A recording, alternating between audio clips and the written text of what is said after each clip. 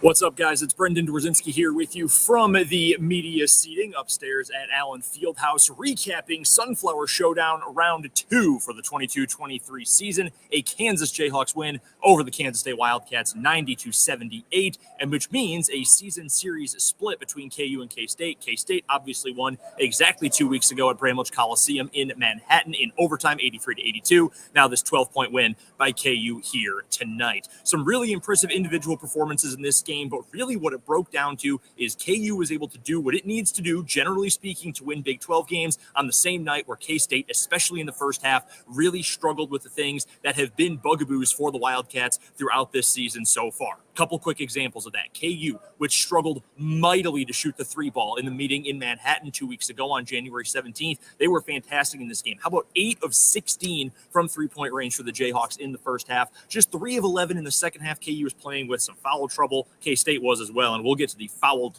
nonsense in this game coming up in just a little bit. But KU shot the ball extremely well early from the floor. They were 14-34 overall, 8 of 16 from three-point range early on in the contest. So that was a benefit for KU while they were getting good outputs from guys like Jalen Wilson, from Kevin McCullough, from DeJuan Harris. These guys we'll talk about in a minute. Meanwhile, on the other side of things, K-State struggled with the turnovers. Go back to the games that K-State has lost in Big 12 play so far this season. The one that pops to mind immediately, you go back the loss to TCU down in Fort Worth. K-State just continually turning the ball over. Those turnovers led to points for the Horned Frogs in that game. Well, come back to this game.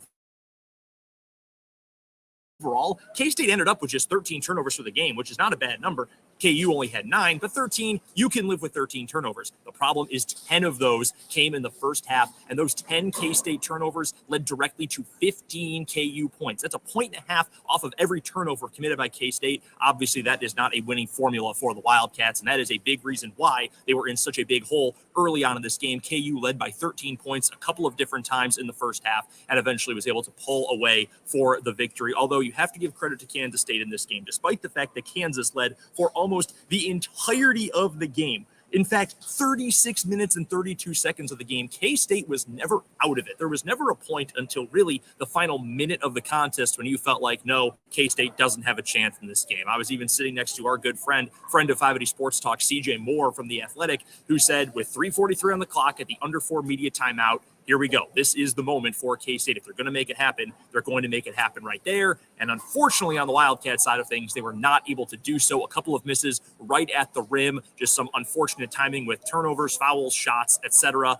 They weren't able to pull off the victory, and KU did enough thanks to a big effort from their superstars, but also from the bench, a reemerging bench performance from KU. They were able to come away with the victory. Let's get you some of those individual scoring totals from this one. First, we'll start with KU, the victors in this contest at Allen Fieldhouse tonight. They got a team high 20 points from who else? Jalen Wilson. He has been absolutely sensational as of late. 133 points for Jay Will over the last 5 games. That is the most points in a 5-game stretch by a Kansas player during the Big 12 era. So that takes us all the way back to 1996. Obviously, a tremendous run for Wilson. Only 20 points in this game, which is amazing to say. Only 20 points. He still had a huge day, even though he wasn't especially efficient from the floor. 5 out of 15, was 6 of 8 at the free throw line, had 8 rebounds in this contest as well. Kevin McCullough, that is the number one player we're going to focus on outside of Jalen Wilson on the KU side. He had a massive day for the Jayhawks, and he has continued to heat up after he was really slumping for the majority of KU's 3-game losing skid. And even before that started, he has really reemerged. Back-to-back double-doubles for McCullough. In this game tonight, 16 points, 13 rebounds. And Bill Self even said after the game that McCullough might be the best rebounding guard in the country, the way he's been able to haul things down over the last couple of games. 12 against Kentucky in the Big 12 SEC Challenge this weekend, and then another 13 rebounds here tonight against Kansas State. The other player that really jumps off the stat sheet tonight, DeJuan Harris, ended up with 2 made three-pointers in the game, including the first bucket of the entire contest, and then what effectively was the dagger shot at the end of the game as well. That 18 points ties his career high. He told us during the post-game press conferences just a little bit ago that his teammates, his coaches, they tell him, be confident, be aggressive, go out and shoot the ball. And Self said after the fact, after Harris spoke, that look, even if he misses, it's like throwing the ball deep in a football game. There's always the threat that they can beat you that way. And that is why KU needs Harris to shoot. Today, he goes 2 of 6 from 3. Those 2 were big ones, and he helps KU come away with the victory. Also mentioned bench points in this one. The bench has been a major issue for KU as of late. Just not a whole lot of depth, nothing to really show for when Jalen Wilson needs a rare break, or if DeJuan Harris or somebody else gets in foul trouble, needs a rest, really have not been able to produce. Well, in this contest, every single player who saw the floor for KU ended up scoring in this one. And you look at some of the bench numbers, maybe not huge scoring totals. Ernest Uday, for example, he had 3 points off the bench. Added another 6, though, from Bobby Pettiford, who did a great job of getting downhill. 5 points for Zach Clements, 5 for Joseph Yesufu. A really strong effort from the bench offensively for KU and defensively as well. Self gave a lot of credit to his guys for guarding well at the start of the game. Overall for the contest, KU 40.3% from the game overall and 40.7% from three-point range. On the other side of this one for Kansas State, they got the 2 highest scoring totals of the entire game. Marquise Noel ended up with 23 points. He was 10 of 11 at the free throw line and had some nifty finishes at the basket as well. And Bill Self mentioned that too, that,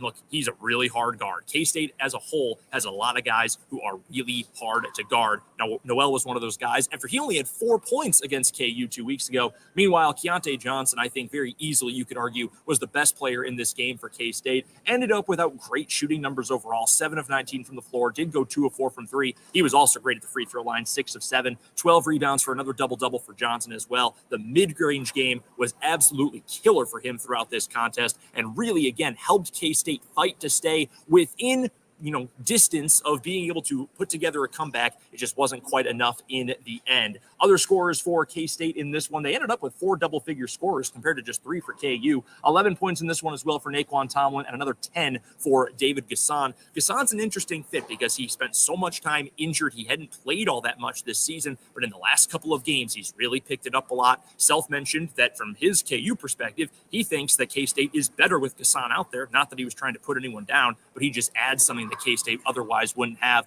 And Jerome Tang, too, during his post-game media availability, he spoke about how important it is to keep getting him comfortable, to keep getting him on the floor more, and talked about the things that he can add to the team that when he put out a Bebe Igiola or you put Naquan Tomlin at the 5, that K-State just can't do like they can when they've got David Gasson out there. K-State for the game, they ended up shooting 34% from the floor, 33.9 to be exact. They made a third of their three-pointers, 7 of 21. They were incredible at the free throw line, though. How about 31 of 36 at the stripe, 86.1% compared to just over 71% from KU. Now, we did have a boatload of free throws in this contest. How about 71 combined between the two teams? KU shot 35 of them, 25 of 35, and 31 of 36, as I mentioned, for Kansas State. Both coaches were asked about that during postgame about does the number of whistles, does having that many whistles, that many foul calls, does it disrupt the flow of the game? And I think it's a credit to both Jerome Tang and to Bill Self that they took a very political approach to it, you could say, a very, non-aggressive approach to it, an ambassador-like approach, I guess you could say, not trying to call out any officials. There were some instances, and I think you could ask anyone who was here in the media seating with me, anyone who was on the floor, and certainly plenty of players and coaches as well. There were some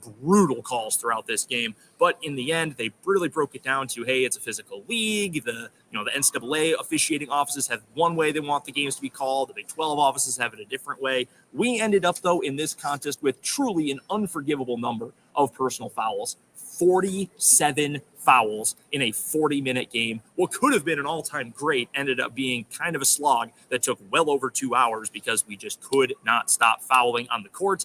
But in the end, K-State shot better at the free throw line. They won that battle. KU wins the war, though. The Jayhawks earned that season series split with K-State with that 12-point victory on Tuesday night. The other significant part about that, these two programs are now tied in the Big 12 standings, 6-3 apiece. It's a big win for KU. They had started the year 5-0 in conference play, then lost 3 in a row, but now they've won 2 games in a row overall, including the win over Kentucky on Saturday in the Big 12 SEC Challenge. Meanwhile, interesting territory for K-State. This is the first time all year they've lost back-to-back Big 12 games. They had a win in the middle, a blowout victory over Florida in the Big 12 SEC Challenge this weekend, but they've now lost 2 Big 12 games in a row. Those two teams at 6-3 at the log jam at the top of the Big 12. It is still obviously anybody's race to win. And these two teams now dead level halfway through the Big 12 season. We will, of course, be talking all about this game and so much more coming up on both Mic'd Up and 580 Sports Talk on Wednesday. Mic'd Up with Jake and Fulton from noon until 3, and then you can join myself and Dan Lucero for 580 Sports Talk from 3 until 6. Dan and I will be joined by Tim Fitzgerald of GoPowerCat.com to recap the K-State side of this matchup